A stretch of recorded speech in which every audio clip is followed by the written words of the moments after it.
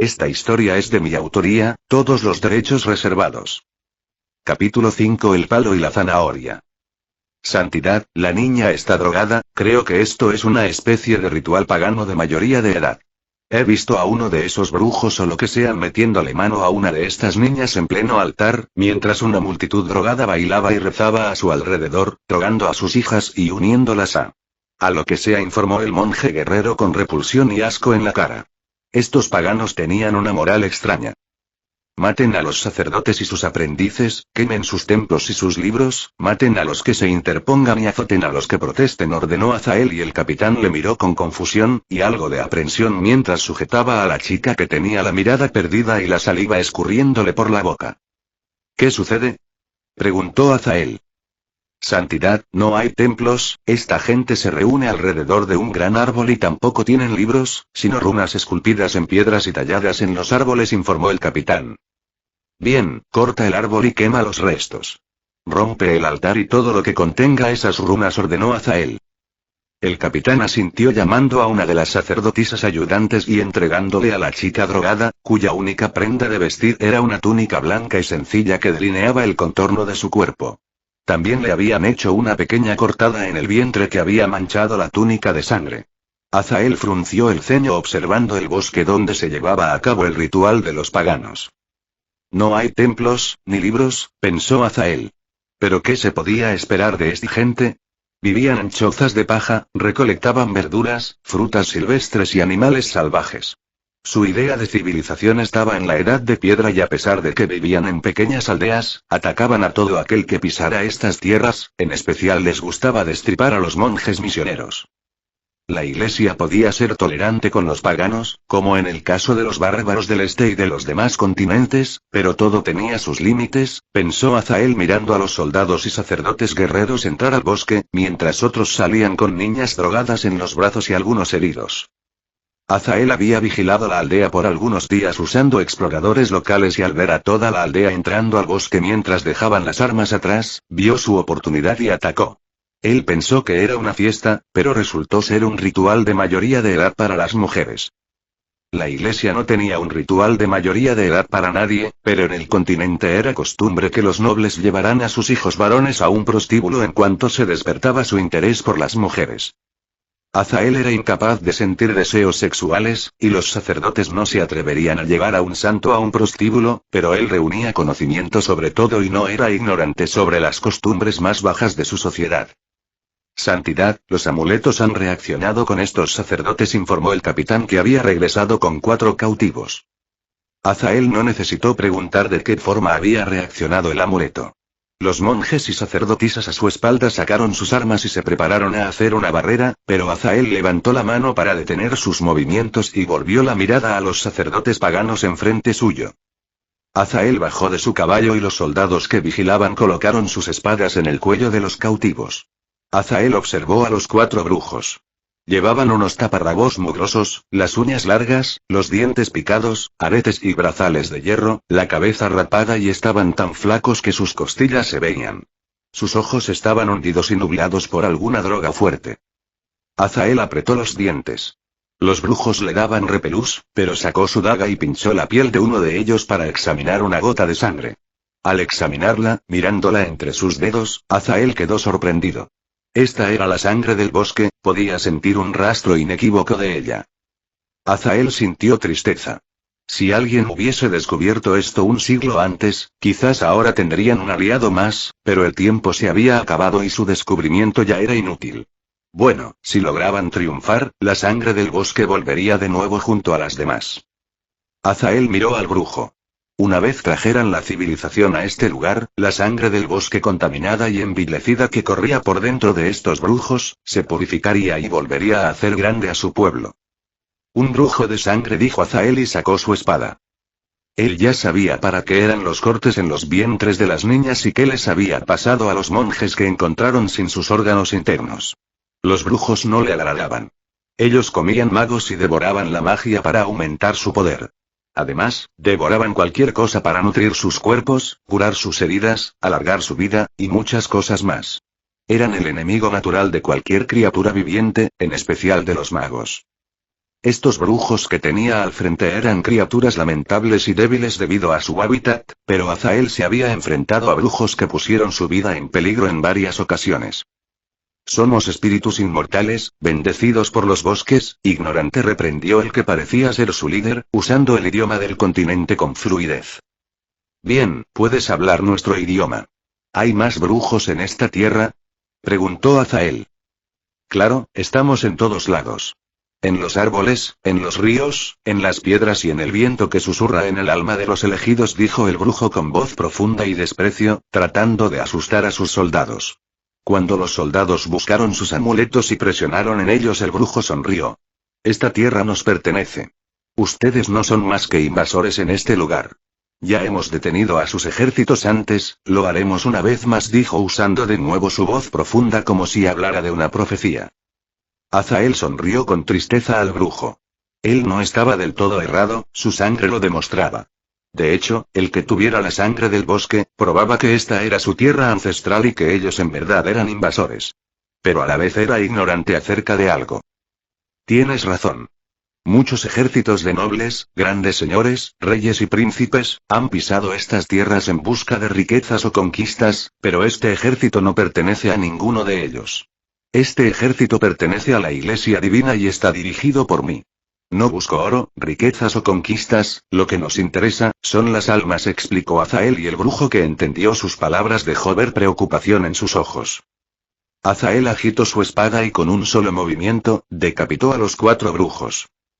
Tiren sus cuerpos a la hoguera, junto al árbol que adoraban, ordenó Azael. Sí, su santidad, dijo su capitán, y ordenó a los soldados llevarse los cuerpos. Azael pasó el resto de la noche observando el bosque arder. Por la mañana, al despuntar el sol, solo quedaban cenizas. La aldea también había sido quemada con todas las pertenencias de los lugareños en ella, mientras los aldeanos, ahora cautivos, observaban en un estado taciturno y melancólico bajo la vigilancia de los soldados y el castigo despiadado de los látigos, aquellos que se atrevían a tratar de salvar algo. Su santidad Azael, su santidad Amabel se acerca, informó un monje de su comitiva corriendo hasta plantarse enfrente de su caballo.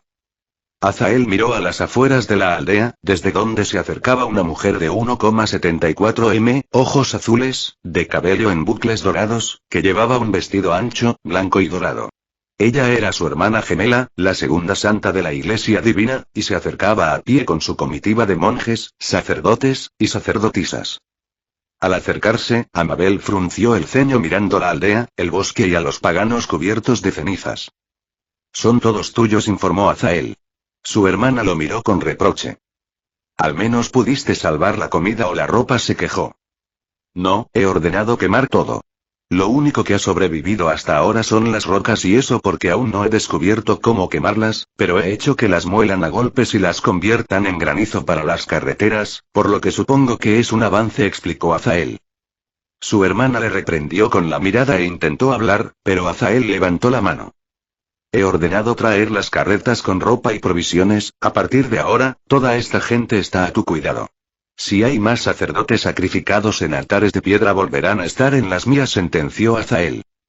Esto es cruel y salvaje. Reprendió su hermana.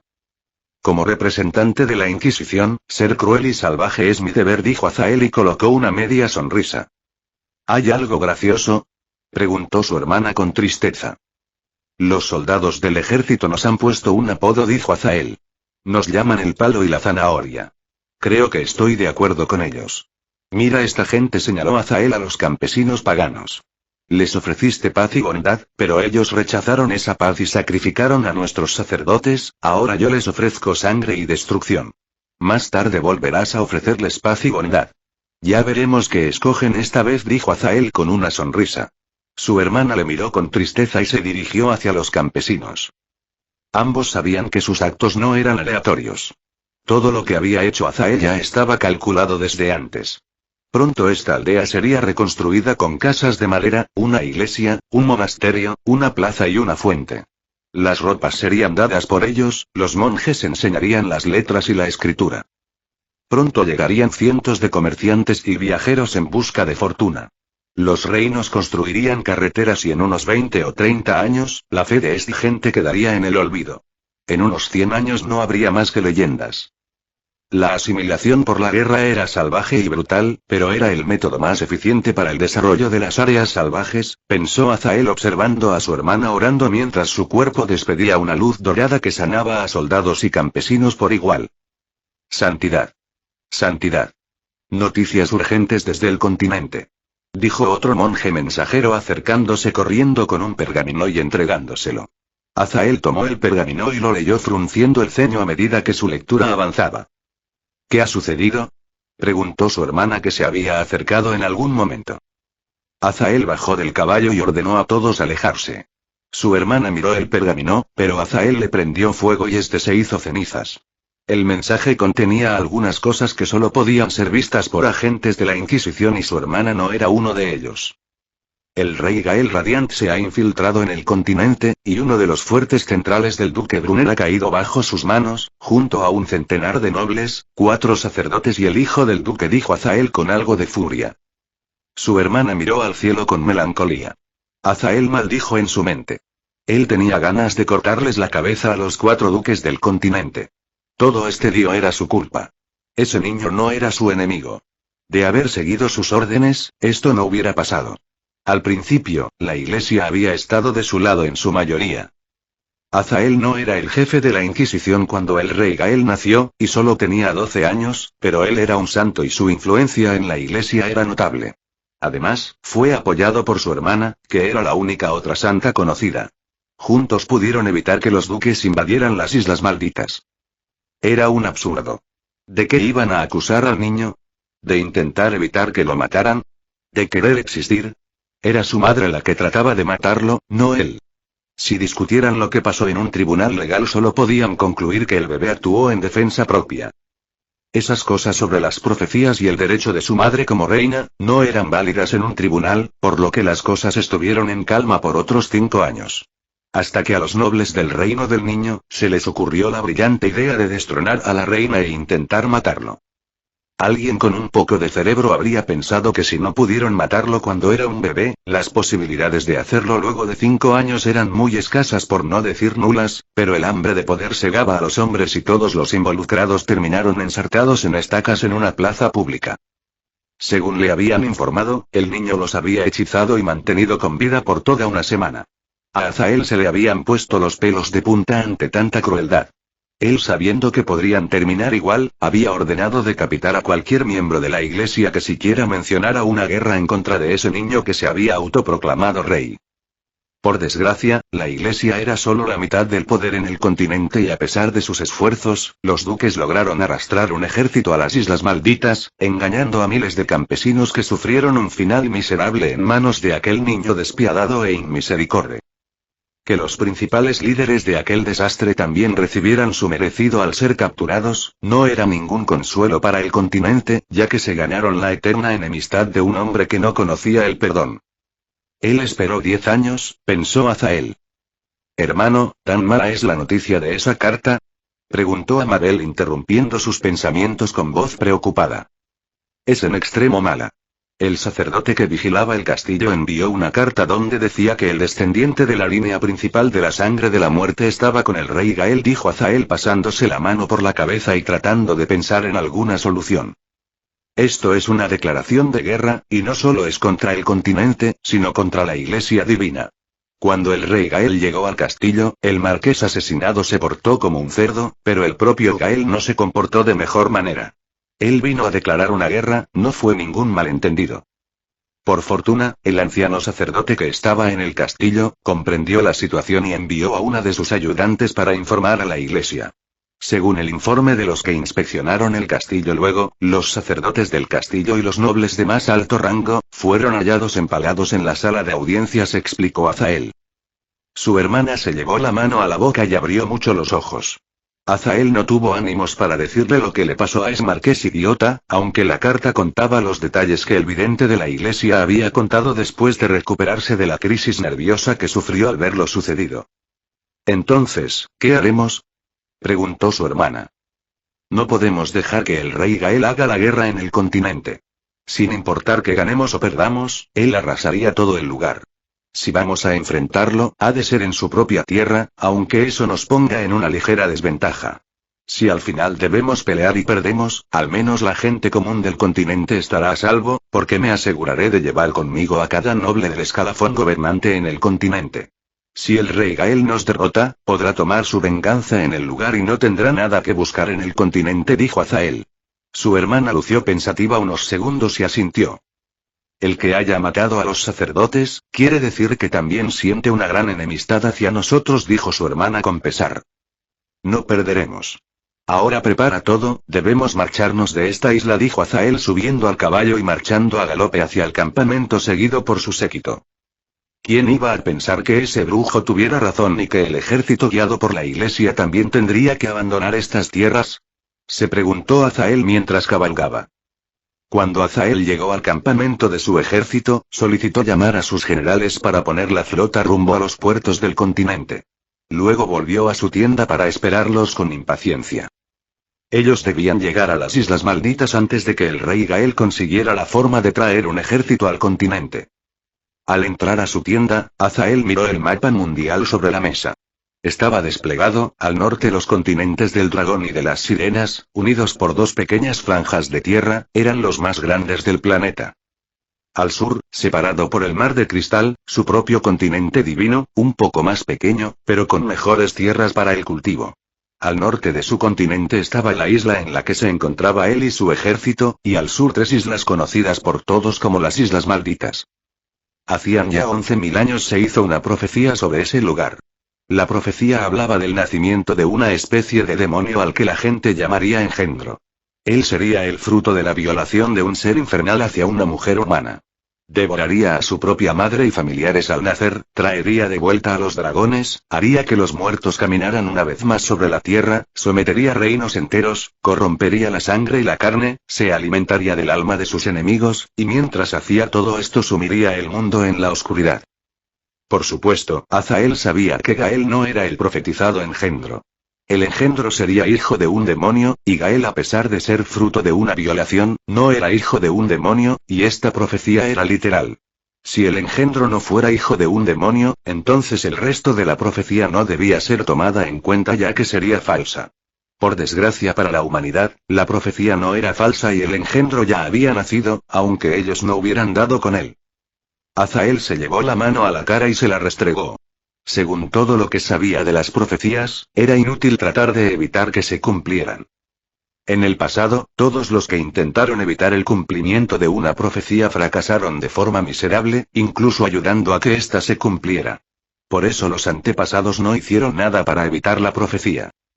Hacía 400 años, cuando las Islas Malditas fueron descubiertas y la gente decidió vivir allí, la iglesia no hizo nada. Si el engendro iba a nacer en ese lugar, sin importar lo que ellos hicieran y a cuánta gente mataran, ese evento iba a suceder, porque así estaba escrito. Si ellos evitaban que viviera gente allí, quizás, cuando el tiempo llegara, un barco llegaría al lugar y una mujer embarazada diera luz allí cumpliendo la profecía. ¿Qué iban a hacer para que eso no sucediera? ¿Montar una flota de barcos para vigilar el lugar? ¿Evitar navegar a las mujeres embarazadas? ¿Prohibir navegar el mar? Cada opción era absurda y ridícula. Por todas estas razones, la Iglesia y sus santos se concentraron en los resultados. Si la profecía decía que el engendro traería dragones, más les valía tener armas contra dragones listas para disparar. Igual con los muertos. Además, lo más importante de este asunto era el final. Según la profecía, las cosas se pondrían muy feas en el planeta, nadie podía negar esto. Pero en ningún momento la profecía decía que sería el fin definitivo para los humanos. Tampoco decía algo como que el engendro fuera invencible o algo así, por lo que sus antepasados se prepararon para crear un arma para derrotarlo y Azael interrumpió sus pensamientos, cuando sus manos arrugaron parte del mapa en la mesa. «Antepasados, ¿perderemos sin siquiera haber luchado?», murmuró Azael rechinando los dientes con frustración. «Santidad, aún podemos luchar», dijo una voz suave desde las sombras en un rincón. Era una de sus guardias, o algo así. Sus deberes iban más allá de proteger su vida, era más un seguro para los intereses de la iglesia que una guardia para él. Azael miró el mapa a las islas donde estaba. De las 8 líneas de sangre que podrían asegurar nuestra victoria, solo tenemos conocimiento de 5 y no, hoy he descubierto otra. La línea de sangre del bosque está en estos paganos, pero han degenerado a la brujería y está contaminada. A menos que los brujos sean exterminados y se purifique la sangre, no obtendremos una línea de sangre principal de esta gente. Además, aunque logremos obtenerla, la batalla ya habrá terminado, por lo que da lo mismo si la ignoramos. Azael miró el continente de las sirenas. El continente de las sirenas poseía 2 líneas de sangre. Según los informes, la línea de sangre de la muerte ha perdido su línea principal, y la línea de sangre del espíritu es dudosa de su despertar. Azael subió su vista al continente del dragón. El continente dragón. Ellos son los que protegieron mejor su línea de sangre, pero aún ellos han fallado. La línea de sangre del dragón de 2 cabezas se llama así porque para emplear todo su poder, son necesarias 2 personas y ahora solo cuentan con 1. Azael hizo una mueca y miró su propio continente. Nosotros somos igual de lamentables que los del continente de las sirenas, teníamos 2 líneas de sangre principal. La línea de sangre divina y la línea de sangre de la vida. Pero no solo permitimos que la línea de sangre divina casi se extinguiera, sino que perdimos la línea de sangre de la vida. Están extintos, no queda ni rastro de ellos. La infertilidad que nos acosa a todos, es más fuerte en ellos. Después de la guerra de hace 10.000 años, muchos predijeron que serían los primeros en extinguirse. Ya era un milagro que lograran sobrevivir hasta nuestros días, y también producir un descendiente con la línea principal de la sangre. Pero todos sus esfuerzos fueron inútiles, dijo Azael con frustración. Santidad, los antepasados no eran los únicos interesados en este asunto. El casi exterminio de su familia y la extinción de la línea de sangre de la vida, fue obra suya. El asesinato de sus padres y la voz suave se detuvo cuando los dedos de Azael se hundieron en la mesa como si fuesen clavos afilados. El engendro no era su único enemigo. Un día, él haría pagar un alto precio a los asesinos de su familia. Por eso se había convertido en jefe de la Inquisición. Un día les destruiré, se juró Azael en su mente, sin importarle el silencio de su guardia. Él sabía que ella estaba allí para matarles y un día de estos él perdía la razón, pero no le importaba. Él no moriría sin encontrar a las criaturas malnacidas que exterminaron a su familia. Este es el final del capítulo. Si les gustó denle like, compartan y no olviden suscribirse, eso me anima a seguir subiendo vídeos.